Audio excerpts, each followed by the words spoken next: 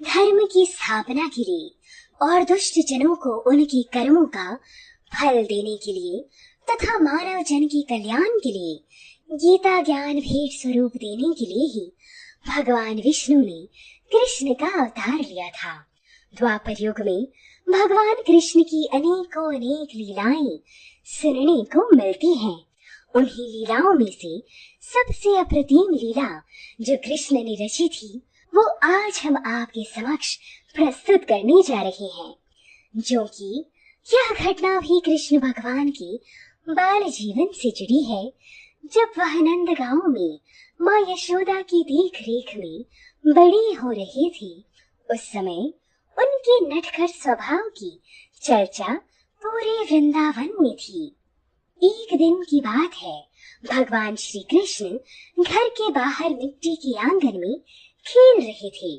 उसी समय उनके बड़े भाई दाऊ वहां आए और देखा कि कन्हैया मिट्टी खा रहा है।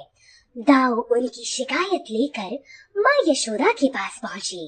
दाऊ ने कहा, माँ, तुम्हारा प्यारा लल्ला आंगन में मिट्टी खा रहा है। यह सुनते ही यशोदा माँ सीधे बाल गोपाल के पास पहुँची और पूछा, लल्ला, मैं तुझे दही मक्खन खाने को नहीं देती क्या? या तेरी मैया द्वारा बनाए मक्खन में तुझे स्वाद नहीं मिल रहा जो तू मिट्टी खा रहा है? तब कान्हा मुस्कुराते हुए बड़े ही मीठे स्वर में कहते हैं, अरे नहीं मैया, तेरे बनाए मक्खन में इतना स्वाद है कि ऐसा स्वाद मुझे संसार में कहीं भी नहीं मिल सकता। और तू मुझे इतना दही मक्खन खिलाती है कि मेरा पेट तो वैसे ही भर जाता है, तो मैं भला मिट्टी क्यों खाऊंगा?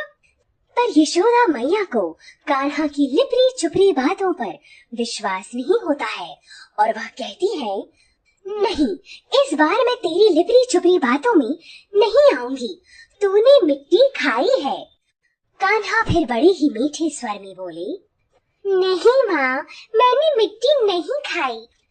किंतु माँ यशोदा को कान्हा की बात पर विश्वास नहीं हो रहा था, क्योंकि उन्हें पता था कि दाऊ उनसे कदापि असत्य नहीं कहेगा। और उन्होंने हट करते हुए कान्हा से कहा, कान्हा, मुंह खोल कर दिखा कि तूने मिट्टी नहीं खाई। अपनी आंखों से देख लूंगी तभी मैं मानूंगी। फिर माँ यशोदा की बात मानकर कान्हा ने जैसे ही मुंह खोला तो मैया यशोदा चौंक गई। मैया को कान्हा के मुंह में मिट्टी तो कहीं नहीं नजर आई, बल्कि पूरा का पूरा ब्रह्मांड नजर आने लगा। माँ यशोदा को अपनी आंखों पर विश्वास ही नहीं हो रहा था। अपने छोटे से कन्हैया के मुंह में उन्हें सारी सृष्टि और जगत के समस्त प्राणी नजर आ रहे थे। माँ यशोदा ये नजारा ज्यादा देर नहीं देख सकी और वो बेहोश हो गई। जब माँ यशोदा की आंखें खुली तो उनके मन में बाल कृष्ण के लिए प्यार जग रहा था। उन्होंने श्री कृष्ण को गले से लगा लिया और उनकी आंखें आंसुओं से भर गई। माँ यशोदा को यकीन हो गया था कि कान्हा कोई साधारण बालक नहीं है, बल्कि वो स्वयं सृष्टि के स्वामी और परमात्मा के अवतार हैं।